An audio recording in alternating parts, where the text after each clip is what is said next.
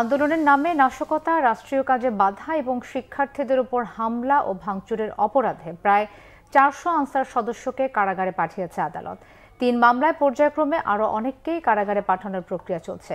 রাষ্ট্রপক্ষের আইনজীবী বলছেন, আনসারের পোশাক পরে নাশকতায় অংশ নেয় আওয়ামী লীগের দোসররা। অন্যদিকে আসামিপক্ষের আইনজীবীর দাবি, আনসারদের শান্তিপূর্ণ সমাবেশে হামলা হয়েছে। বিস্তারিত ফরুক বাবুর রিপোর্টে। প্রথমে ৬ মাসের রেস্ট প্রথা বাতিলের দাবি নিয়ে টানা ৩ দিন রাজধানীর বিভিন্ন সড়ক অবরোধ করে আন্দোলন করা আনসার সদস্যরা গতকাল রবিবার এক দফা দাবিতে সচিবালয় ঘেরাও করে। ঠিকাদারদের মাধ্যমে নিয়োগ পাওয়া এই আনসার সদস্যদের প্রথম দাবি মানা হলেও তারা জাতীয়করণের দাবিতে আন্দোলন চালিয়ে যায়। এক পর্যায়ে সচিবালয়ের ভেতরে প্রবেশ করে বিক্ষোভ করে। সেই সাথে বাহিনীটির মহাপরিচালক ও স্বরাষ্ট্র উপদেষ্টাকে অবরোধ করে রাখে সচিবালয়ে। সারাদিন নানা নাটকীয়তার পর আনসার সদস্যরা রাত ৮টার পর শিক্ষার্থীদের সাথে সংঘর্ষে লিপ্ত হন। সংঘর্ষে আহত হন শতাধিক শিক্ষার্থী। আনসার সদস্যরা সচিবালয় এলাকায় ভাঙচুরও চালায়। এরপর ছাত্র জনতার তোপের মুখে পালিয়ে যান আনসার সদস্যরা।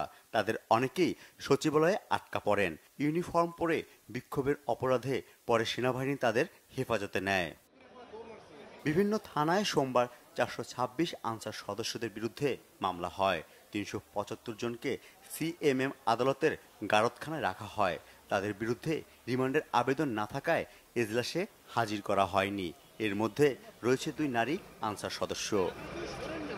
রাষ্ট্রপক্ষের আইনজীবী জানান, আনসার সদস্যদের আড়ালে নাশকতার ছক এঁকেছিল আওয়ামী লীগ। যে আনসারদের যে একটি দাবি নিয়ে, জাতীয়করণের দাবি নিয়ে যে একটি সমাবেশ হয়েছিল, মূলত সেই সমাবেশ ছিল তারা বলেছিল তারা শান্তিপূর্ণ সমাবেশ করবে, কিন্তু সেই সমাবেশে দেখা গেল শুধু আনসার ছিল না, সেই সমাবেশে স্বৈরাচার সরকারের দোসরেরা, তাদের বিভিন্ন অঙ্গ সংগঠনের নেতাকর্মীরা সেই আনসারের ড্রেস পরে তারা সেখানে সমবেত হয়। সোমবার সন্ধ্যা পর্যন্ত ৩৭৫ জন আনসার সদস্যকে কারাগারে পাঠানো হয়।